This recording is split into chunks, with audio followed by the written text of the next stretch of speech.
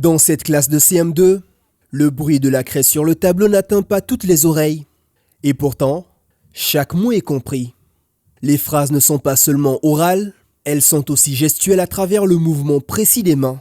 Au programme du jour, une leçon de grammaire sur les articles. La concentration est au rendez-vous chez les élèves, mais elle est encore plus soutenue chez Yacine au premier rang, Mamadou au milieu et Seydou au fond de la salle. Ils gardent constamment leurs yeux rivés sur l'ombre active de leur maîtresse. Très bien, indéfini.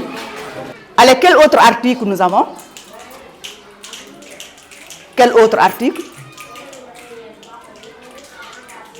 Il y a trois. Très bien, il y a trois types. Donc, il y a article. Très bien, article.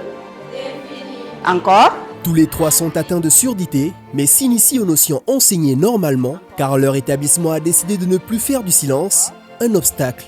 Nous sommes à l'école inclusive Tchaoulène, située dans le département du Rufisque. Ce lieu d'apprentissage compte 32 élèves présentant une déficience auditive qui sont intégrés au sein des classes ordinaires. Maintenant, ces enfants-là, quand on les reçoit, c'est sur la base de critères bien définis.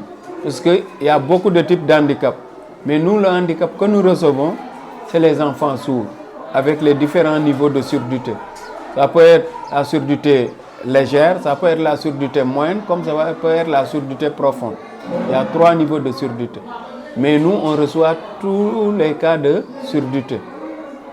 Maintenant, les autres cas de complications, nous ne les recevons pas.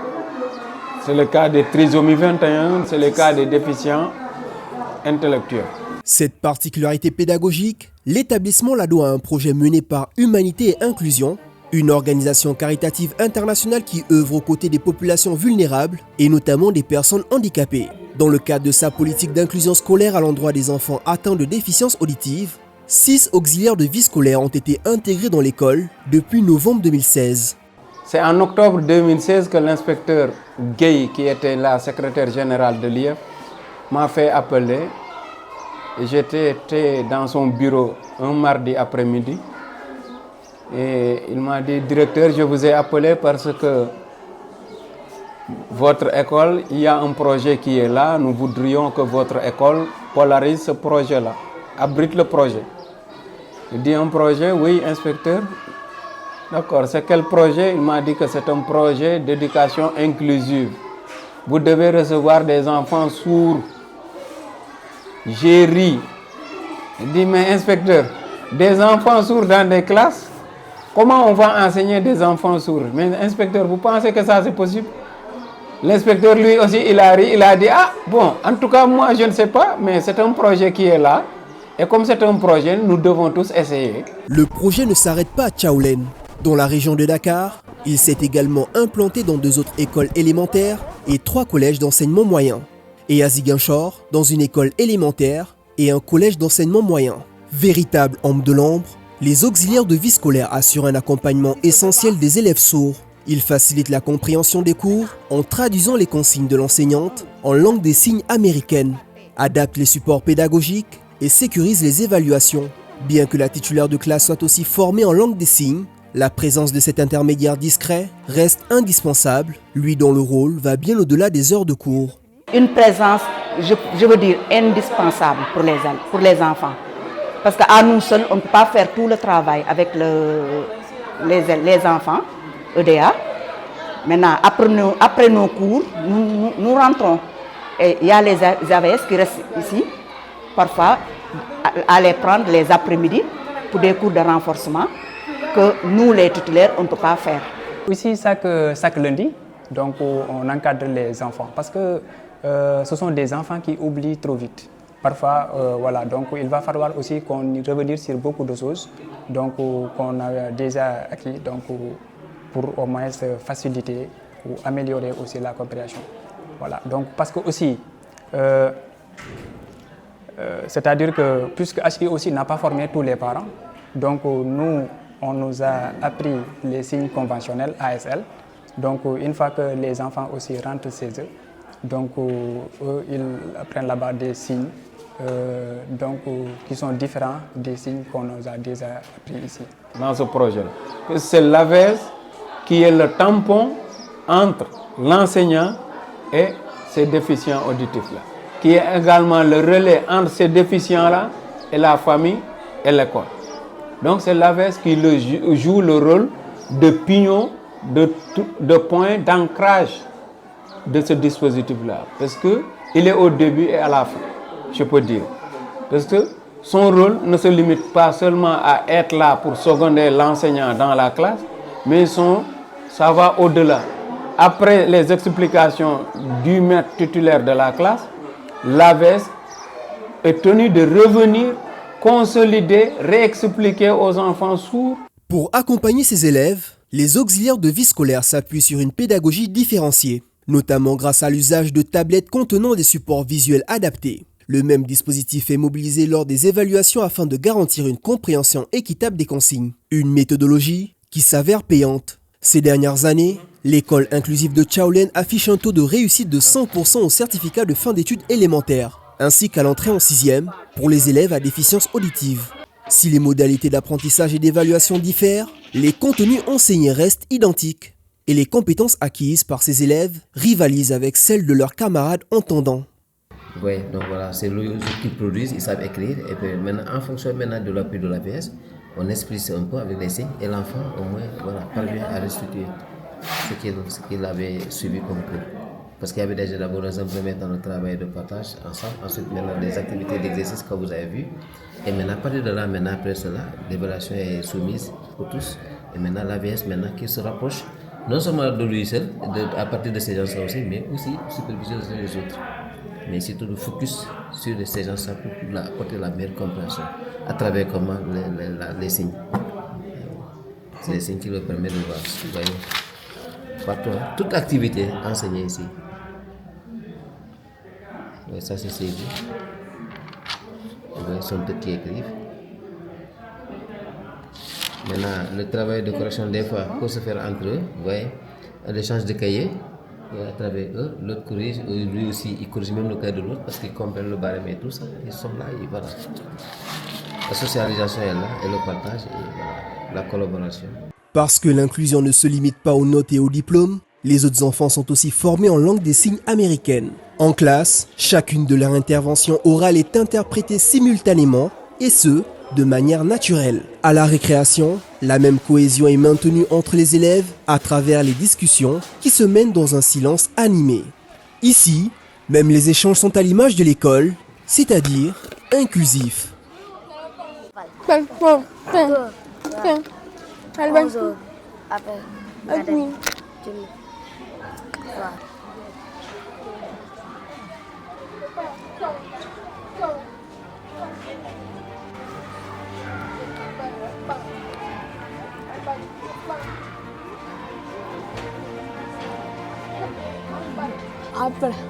Apple.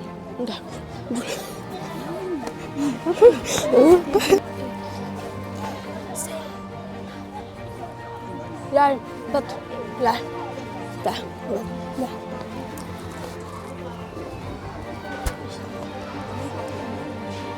Ê bé, không được.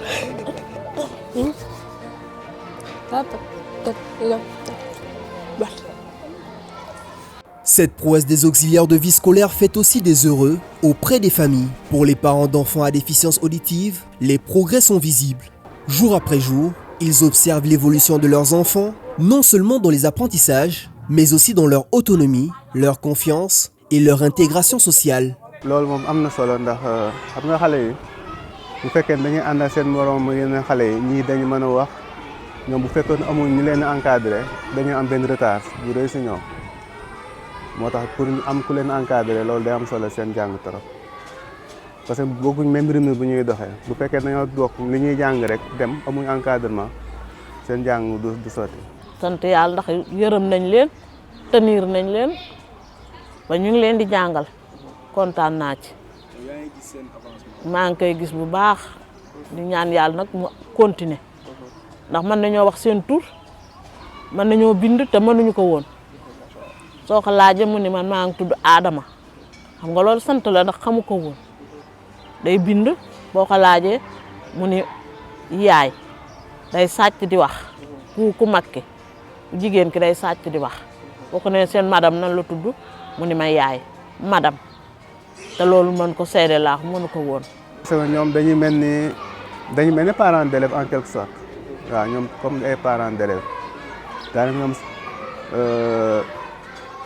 parce que lu bëri sax ñoom ñoo ñu woo di ñu xale bi def na nii xale bi def leen ko nii xale bi def nañ ko nii vraiment daal seen taxawaay moom rafet na trop voilà. liñ gis ci moom mooy mi ngi ñëw fii di jàng te mi ngi avancé bu baax ci études yi muy def parce que d'abord bëgg na ko mais tamit mi ngi ci évoluer chaque année da ngay gis changement bi muy am ci moom ci côté bind beeg côté intelligence beeg lépp mi ngi changé ci moom kon école bi moom wax dëgg yàlla importance bu rëy la ñu gis ci moom bu mu def ci moom quoi. Mais cet équilibre reste fragile. Le projet porté par Humanité et Inclusion depuis 2016 arrive au terme de sa deuxième phase. Ainsi, les auxiliaires de vie scolaire verront leur mission s'achever le 23 décembre 2025. À cette échéance, aucune garantie n'existe sur la poursuite de leur accompagnement. Une incertitude qui fait planer le risque d'une rupture brutale, tant pour les élèves, mais aussi pour les équipes éducatives. Un scénario catastrophe, redouté par de nombreux acteurs. C'est des enfants dotés de sens qui peuvent comprendre, qui peuvent étudier, qui peuvent réussir. La preuve ici, nous en sommes à notre 8e génération. La première génération se trouve en classe de 3e d'examen. Et chaque année, nous faisons des taux de réussite au CFE de 100%. C'est des enfants qui lisent, qui écrivent, qui règlent beaucoup de situations CESE dont les parents ne pouvaient même pas imaginer. Donc si toutefois le projet-là arrive à terme alors que les AVS ne sont pas repris, ce qui risque d'arriver sera catastrophique, ça sera dramatique, il faut le dire. Le mot n'est pas de trop, parce que c'est des enfants qui seront en rupture didactique avec l'école d'abord, qui risquent de quitter, qui vont se retrouver chez eux et retourner dans la rue, faire la manche. C'est ce qu'on a entendu et cela nous a fait beaucoup de mal. Vraiment, nous tous, on est très inquiets de ça. Parce que sans les AVS, je pense que ces enfants-là, ils ne peuvent pas y aller tout seuls. Et nous aussi, on ne peut pas accomplir tout seul aussi la mission. Parce qu'en plus, même à l'élémentaire, ils les forment. Ils vont au CM. Qui va les former là-bas? Les professeurs ne sont pas formés. Au moins, nous avons gagné une formation, mais cela ne suffit pas. Je vous ai dit que l'AVS est indispensable pour le suivi des enfants. L'inquiétude est encore plus prononcée chez les parents d'élèves. loolu moom bu fekkee ne duñu ko renouveler moom njàqare bu mag la si ñun parce que aussi lii gis nañ ci importance ak intérêt si suñu doom yoo xamante ni lépp loo xamante ni bu loon loo xam ne si ñun lay jógee lépp lu mu laaj dinañ ko def pour mu continuer xëy na nag bu fekkee ne amuñu moyen bi wala boog dépendre si ñun képp koo xam ne moo ci war a taxaw rek ñu ngi lay ñaan nga jàpp ci ba lii continuer parce que lii ñun ñi parents élèves yi gis nañ importance boo xamante ni su fekkee dafa nar a arrêté moom mën naa ne jafe-jafe la. loolu moom baaxul moom arrêté bi moom baaxul ci ñun bu ñu sañoon moom ñuy jàng ndax fi mu ne nii kontaan nañ ci ñun ci seen njàng mi kon nag ñaanuñu yàlla moom nu arrêté nañu gouvernement bi dimbale ñu mën a continuer jàng dimbale leen ñu ndax ñu mën a jàng. voilà moo tiit nañ ci wax parce que bu loolu jeexee kon pour ni ñu leen di toppatoo loolu du mën a am na ñoo xam ne du mën a nekkati am na ñoo xam ne moom su affaire yi arrêté contrat yi moom seen mbir lay arrêté. En dépit du fait que la situation s'annonce critique, les auxiliaires de vie scolaire ne comptent pas pour autant rester les bras croisés. Constitués en collectif porté par Boniface Badji, ces piliers de l'inclusion portent le combat pour leur intégration dans la fonction publique et pour un élargissement du programme. Nous voulons que l'État puisse prendre en charge le projet, puisque le projet tire à sa fin, que l'État puisse prendre ça en charge. Donc, c'est-à-dire qu'il puisse pérenniser le projet. Surtout nous qui sommes en VES, nous voulons continuer avec pour l'encadrement des enfants. Les enfants sont beaucoup dans les maisons. Donc, si par exemple le projet est élargi, donc beaucoup d'enfants en situation de handicap pourront intégrer les classes. Et ça sera pour un bénéfice pour l'État. Cette lutte pour la reconnaissance ne se mène pas en solitaire. Les auxiliaires de vie scolaire ont trouvé un relais au sein de l'Assemblée nationale. Ndeye Marie Sané, députée de la 15e législature et enseignante de formation, s'est saisie de leur cause. Deuxième vice-présidente de la commission de l'éducation, de la jeunesse, du sport et des loisirs, elle en a fait un sujet de préoccupation parlementaire.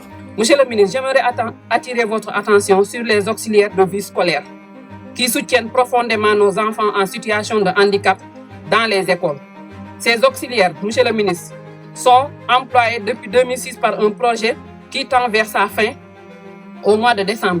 Et il serait souhaitable que l'État les intègre dans la fonction publique. Le jeudi 11 décembre 2025, lors de l'examen du projet de budget 2026, l'hémicycle a accueilli le ministre de l'Éducation nationale. Une séquence parlementaire mise à profit par l'élu pour alerter Moustapha Guirassy sur la situation délicate des auxiliaires de vie scolaire et les conséquences pour l'école inclusive. Voilà, il y a un de ces jours, les auxiliaires de vie scolaire nous ont rendu visite et nous ont posé leurs problèmes.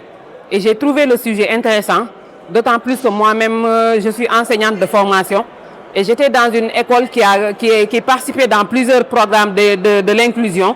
Donc j'ai jugé nécessaire de porter ce plaidoyer-là, d'autant plus que c'est des enfants qui ont besoin d'assistance. Et ils ne sont pas nombreux. Ils sont 208 dans tout le Sénégal, répartis dans 37 établissements.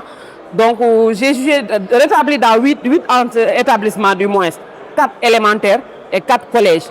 Et ils sont encadrés par 37 professeurs ou bien enseignants, si je peux le dire ainsi.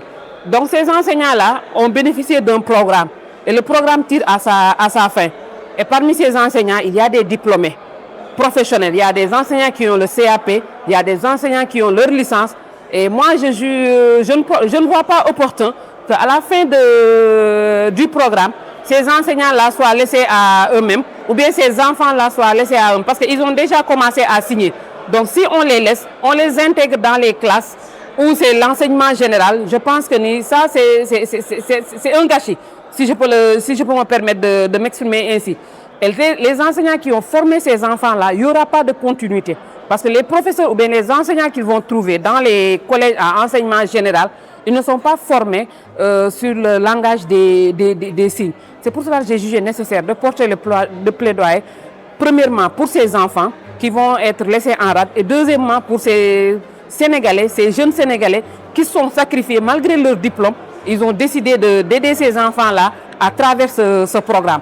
Donc à la fin de ce programme-là, moi je préconise, ou bien je porte le plaidoyer, ou bien je demande au ministre de les prendre et de les intégrer dans la fonction publique. Là, ils seront utiles, au lieu de former d'autres enseignants pour qu'ils prennent en charge ces enfants en situation de handicap.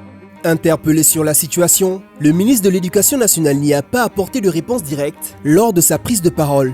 Pour l'exercice 2026, le budget de son département est pourtant en hausse, arrêté à 990,75 milliards de francs CFA contre 975,05 milliards en 2025, soit 17,2% du budget national. Moustapha Mamba Guirassy a justifié cette progression par la poursuite des grands chantiers du secteur, en évoquant notamment les infrastructures scolaires, le numérique éducatif, les cantines et l'appui aux élèves vulnérables. Sans mention explicite des AVS, le ministre a toutefois réaffirmé la volonté de promouvoir l'éducation inclusive, une volonté chère aux autorités actuelles. L'aveugle, il a le verbe, il a le son. Il l'entend, il a son nom. Il entend papa. Il ne voit pas, mais il mange, il sait que ça c'est banane, on l'appelle comme ça. Il connaît les goûts. Maintenant le sourd, lui, il n'a jamais entendu, il est sourd-né, il n'a jamais entendu le nom de son papa, il n'a jamais entendu son propre nom. Et qui un beau jour arrive à l'école, on lui dit, toi, tu t'appelles Daouda. Et il comprend que ça c'est le signe de D. D-A-O-U-D-A. Espace. Diouf. D-I-O-U-F. Il vous dit, moi, je m'appelle Daouda Diouf. Il signe son nom. Le sourd-là qui a fait ça a été aidé par l'AVS. Cet AVS-là, même l'État n'a pas réussi à indemniser ces AVS-là. L'État n'a pas réussi à rémunérer ces AVS-là. Donc je crois que l'État gagnerait à garder les AVS, à les mettre dans la fonction publique, à rehausser leur niveau de salaire comme celui des enseignants, à les trouver un canal de formation pour les absorber et à trouver d'autres qui viendront élargir l'inclusion au niveau national pour qu'enfin qu'on puisse, à l'horizon 2030, parler de l'éducation universelle, où on pourra instruire tous les enfants en âge d'aller à l'école, y compris les enfants vivant avec un handicap. En dehors de leur méthode d'apprentissage, qui exige une attention de tous les instants, Yacine, Mamadou et Seydou puisent aussi leur motivation dans le certificat de fin d'études élémentaires prévu en fin d'année scolaire. Un rêve qu'ils portent avec l'aide de leur médiateur du savoir. Mais si aucune solution n'est trouvée à la situation contractuelle de ces accompagnateurs, ils seront contraints de baisser les bras et de laisser ces enfants replonger dans le silence de l'incompréhension.